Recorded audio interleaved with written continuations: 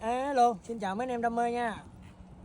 Hôm nay lại trở lại chơi cái ná nhẫn này nha anh em. Thật chất ra mình hết ná rồi, giờ còn có mỗi cây này à. Mình chơi khổ 11, 18, 270 nha. Cái này là bán ná nhẫn nên dây nó hơi dài. Rồi anh em ai kết cái mẫu ná này thì liên hệ với lại Tú Kình nha, Tú Kình Xịn Shop ở dưới Long An á. Anh em cứ liên hệ với em ấy, làm ná là bao đẹp luôn nha anh em. Để mình test thử vài viên chơi nha, lâu lắm rồi không bắn.